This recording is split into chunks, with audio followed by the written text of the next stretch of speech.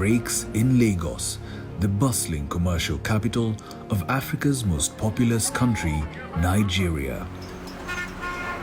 And across the city, the single commodity that has propelled the economy for decades is already moving the nation.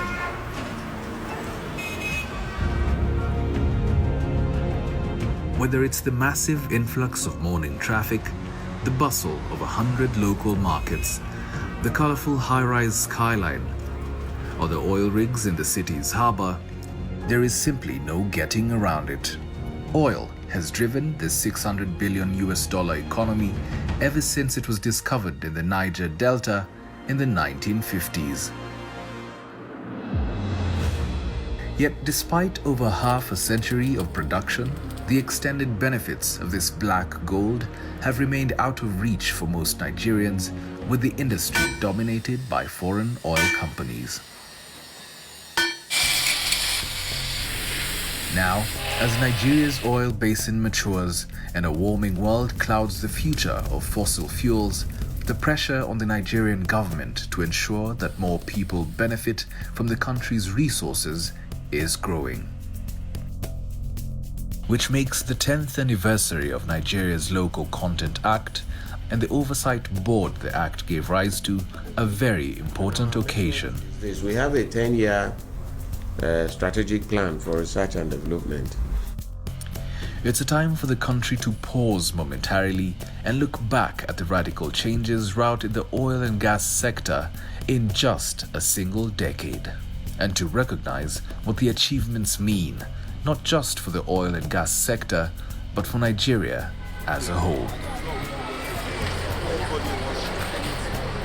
It was in April 2010 that the Nigerian Oil and Gas Industry Content Development Act was enacted. Known in the industry as the NOJICT Act, it also created the Nigerian Content Development and Monitoring Board, or NCDMB.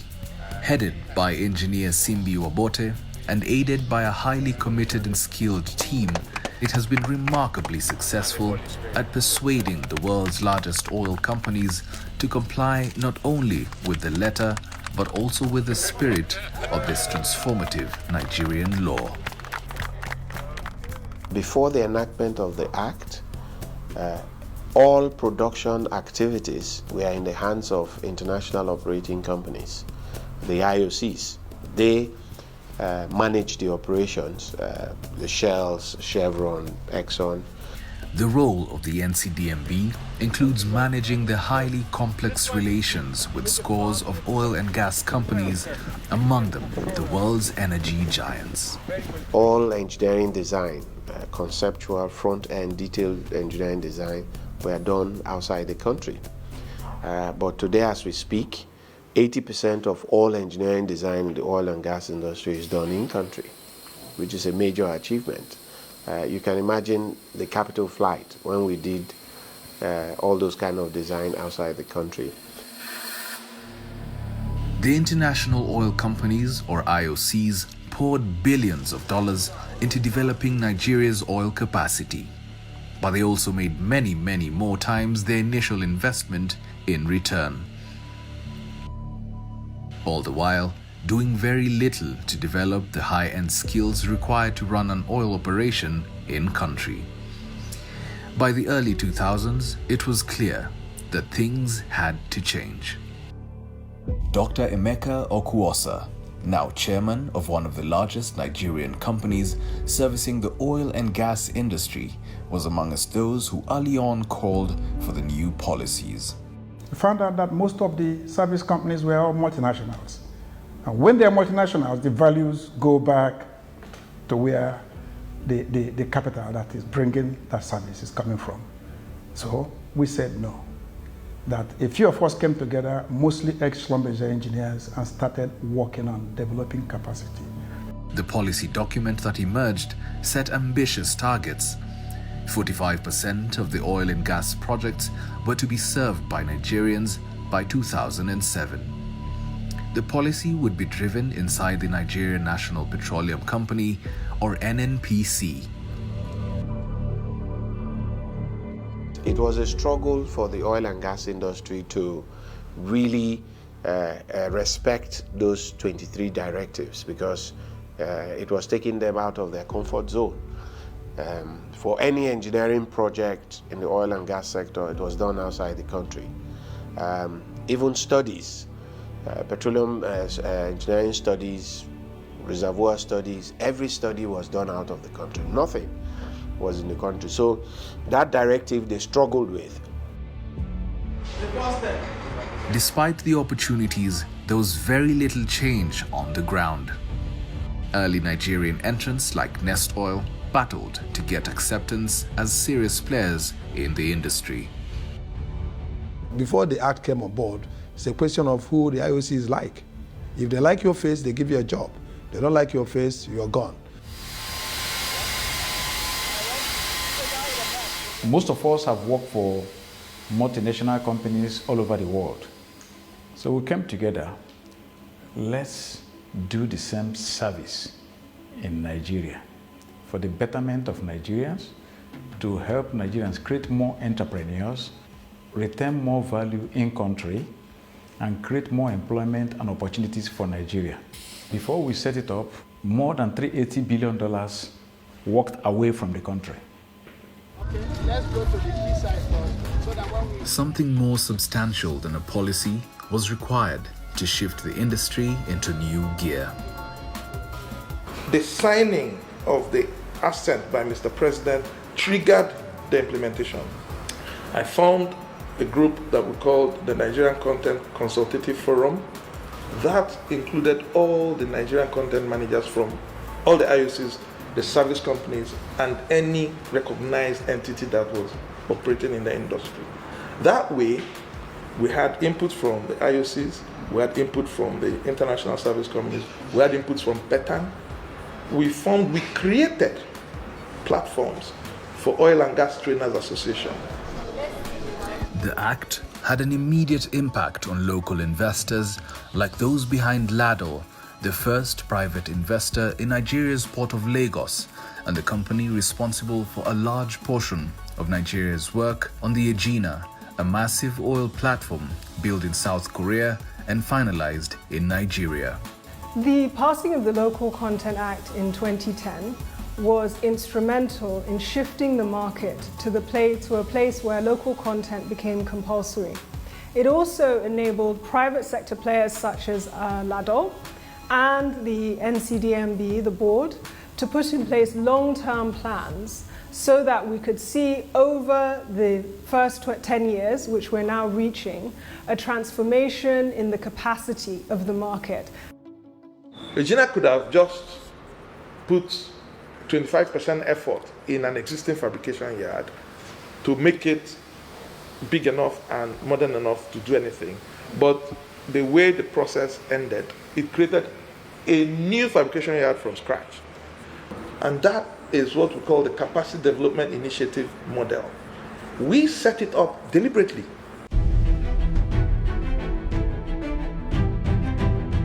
With Egina, we've achieved very record levels, and we are hoping next stop will be Bonga Southwest. They have promised to actually achieve more local content participation in Bonga Southwest, and of course Train 7 will take us to another level too.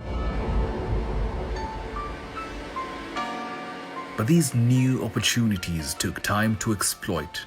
Standards had to be maintained and delivery guaranteed.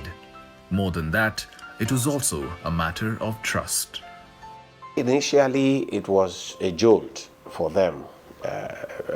When you tell them that, look, there's a law and you have to abide by the law, and some of these things you have to do in country, they were a bit taken aback because, like you very well know, people are always afraid of change, and especially when there's so much uncertainty. So that uncertainty really upset them a bit. Oil companies used to give people work and tell them to go and sit at home. So they will come and claim that I've employed 20 people from the community, but we don't have space for them to work. So we just pay them at the end of the month. That's damaging to humanity. The biggest challenge was people to believe that you could provide these services. They, of course, believe that a Nigerian-owned outfit has limitations. So the biggest challenge was the question of trust and perception on the ability of a Nigerian-owned yard to provide the kind of services we have provided. First was the narrative that Nigerians could not do it. Second was the narrative that, oh, you guys, some of you have worked for big companies. We know you have capacity individually, but you don't have a system in place, that you don't have an organization in place. We cannot entrust such a delicate operation in the hands of untested companies. But I may wish to say that the first international oil company that gave us the chance was Shell. Shell took a chance and they were proven right. We were already key contributors in the areas of Nigerian content long before the act was enacted. So you say our history in this space predates the act. We've done one of the biggest pipelines in this country for Shell, Nigeria, and we're also constructing some even as of date. So over this period, Nest Oil has actually proved that we're king of swamps. Most of the challenges comes, especially when you're dealing with swamp terrain. That's the most challenging terrain in the pipeline industry. The IOCs, I will say, trust the work we produce from our yard. They trust us for the quality, they trust us for the schedules, they trust that we will do these works, we'll build this equipment under the strongest safety conditions, because what they want to see is delivering on time, on schedule, delivering according to the budgets, and basically delivering without any incidents, without any LTIs, without injuries, and delivering in a very ethical manner and a very professional manner. When the act was signed, that all the jobs, land and swamp, must be given to Nigerian companies. You've seen a lot of people buying drilling rigs. You've seen a lot of people buying supply vessels. You see the vessel ownership by Nigerians improve from virtually nothing to more than 40%. You see pipe coating companies setting up all over the places. You see pipe mills. From all the value chain, from exploration, well construction, well services, well evaluation, pipelines, training, up to tank farm. There's no area in the whole value chain that you don't have competent Nigerians performing those services. And see the number of employment created. See the number of value retention in country. So the journey has been fantastic, but it's not yet uhuru. We want to do research and take to the market.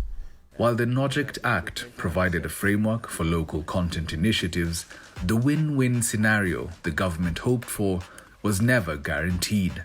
Success would require both the buy-in and coordination of an entire industry.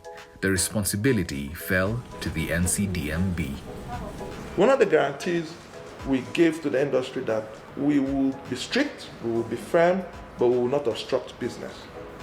Essentially, what the Local Content Act does is create a win-win-win for everybody. It's a win for the Nigerian government because we build infrastructure and facilities and create jobs. It's a win for our clients because everywhere in the world the local content works, prices go down, and Nigeria is no different. And it's a win for the workers, the staff, the investors and the other stakeholders in Ladol, because after 20 years of investing, we are now able to participate in the economy, show the world what we can do, and create a return for our investors. Before the act was enacted, the local content percentage in the industry was less than 5%. So between 2010 until 2015, we moved it to about 22% in terms of the growth of local content. But as at today, it's about 30%. because of the success recorded by the NCDMB, a lot of other sectors are clamoring for extending local content to other sectors. Already there is a push for a law to expand the scope of local content to other major sectors of the country. My aspiration is that by 2027, based on our 10-year strategic roadmap, we'll be at 70% attainment in terms of local content. The trajectory might sound ambitious, but it's based on very solid foundations. From inception, the NCDMB has been determined to chart a path forward that ensures a win-win for the industry and all participants. Without the Act and the board, we would never have been able to dream of this building. Understanding what the board is bringing to the table. Engineering, basically the law says, all onshore swamp engineering and offshore shallow water engineering 100% should be done in Nigeria. Deep water, they say 80% should be done in Nigeria. We looked at then all the various projects that have been embarked on by the various IOCs, and we saw opportunity to grow. A number kept resonating in my spirit: 1,000 engineers, 1,000 engineers, 1,000 engineers. This building is designed to take 1,000 people. They've made sure that work is earmarked for local players, be they in drilling, be they in fabrication, be they in engineering. They've enforced the law. They've also supported us in terms of capacity development. They've supported us to ensure that some capital projects required to take us to the next level are in place. When you are on a project and it seems to be overbearing for you and you are feeling like giving up, just talking to somebody who listens to you and says to you, you can do it, keep on, is more than gold. And that has been the role of NCDMB. They are there to listen to you. They are there to share ideas with you. They are there to encourage you, more than the money they give to you, more than whatever else. And that's key. I'm speaking for myself, and I'm also speaking for contemporary colleagues of us who have benefited. But specifically, they have been there financially to see us through, at least on 2 major projects. And for that, we're very grateful. The flexibility he's introduced, being able to say, okay, I'll offer you a waiver here, subject to you being able to convince me and assure the board that you will develop capacity, you will grow as such. That for me sort of brought clarity to this being a journey, but more importantly, it's encapsulated what I refer to as partnership. And that's partnership between the board and the industry entirely. One watchword in implementation of local content is pragmatism. You have to be pragmatic in the approach and not be dogmatic about it. Despite a decade of solid achievements, just 10 years ago, the challenges could not have been greater. The Act required that the headquarters must be in the Niger Delta, in an oil-producing state. So I looked at it. Oil came out from Oloibiri, the first, and that's in Bayelsa State. And if you remember how volatile Bayelsa was at that time, they were holding up the oil business, and this was something that could easily calm the nerves of the industry and allow access back into the oil fields of the Niger Delta. I came from an IOC background. Typically, there was mixed feeling, there was apprehension, but I think over time, the industry at large has come to see the benefit and the importance of the NOGIC Act, and I'd equally like to commend the board of NCDMB for the feats they have recorded. The reason for the challenges you have in the sector is it has to do with power. That's escalates the cost. So currently we are developing about 5 mini industrial parks where you're guaranteed gas-fired power, you're guaranteed security, so that it will then become an incubation hub for manufacturers to bring down their cost. And these things are located close to the oil and gas fields, so we will do value-add manufacturing. The NCDMB has so far proven adept at identifying the road ahead and keeping that road smooth. We are trying to communicate, engaging, if you like, reaching out to those stakeholders and trying to explain to them on their own inputs that will help local content. So we have all of them lined up that we continue to speak to. Is it the immigration? Is it customs? Is it Ministry of Finance? Is it Ministry of Justice? To get that. So we are actively doing that. And I think somewhere along the line, some of them are coming through. Thinking of research and development, these have been key areas that we have focused on. Local manufacturing capacity. You will recognize that in the past 10 years or so, you have seen a lot more assets leaving the hands of the internationals into local players. So in that sense, we are all growing capacity. Our oil and gas industry, the Niger Delta Basin, has been producing since 1958, 61 years now. It's essentially a matured basin. And every matured basin, it will come a time when the multinationals will start rationalizing their presence in that matured basin as production starts dropping and you need more and more capital to energize the basin. The difference is that Nigerian independents are available to fill in that gap, rather than the country waiting for other multinational independents to come in. So the future of the oil and gas industry belongs to Nigerian entrepreneurs and Nigerian independents. Sometimes, even if it's, let me say, kind of disrupting from a competition point of view, it takes out of me a smile to see some of the vendors and the contractors that we used to mentor being today our contractors and our competitors. So let me say that in terms of local content, this is for us is an important success.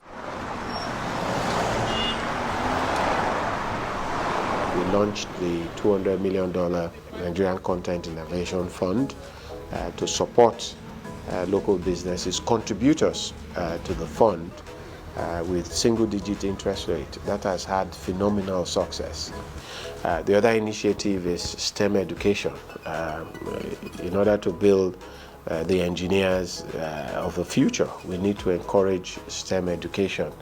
So we are working and looking at most of the existing and dilapidated vocational schools to upscale them with modern equipment and training in order to bring up a lot of vocations. The future is bright. We look at the future through the lenses of energy, but we're very aware of the changing dynamics in the energy space, especially with energy transition and, of course, changing energy mix with the emergence of renewables and the likes. But we believe that gas is here to stay. We believe that there will be no energy mix that will exclude gas. Globally, everybody is going green energy, renewable energy, but for Africa, it's going to take time for us to get into that full-fledged green energy. So our oil and gas will continue to still be relevant. The Nigerian content in Nigeria is the pride of Africa, frankly. We have perhaps the most certain local content regulations in Africa. The laws are very clear. The board has done an outstanding job. If the local content examples from the oil and gas industry are modeled into the other sectors of the economy, we'll have a country that is not necessarily self-sufficient, but at least interdependent, definitely not dependent on the external world. We have the makeup, we have the human capital As you know, the jobs are not created in the oil companies. They're created in the service sector and in lifetime operations. The potential is enormous. When you look at the human resource that you have in the country, when you look at the entrepreneurship spirit of Nigerians, and you are able to harness this too, it will explode. And with that legacy, the Nigerian Content Development and Monitoring Board will be well positioned for its next 10 years of service to the people of Nigeria. The people that call you late in the night and tell you how you've been able to touch their life, the jobs you have created, how because of what you have done, they are able to feed their family and they are able to have confidence for the future. This really excites me every day.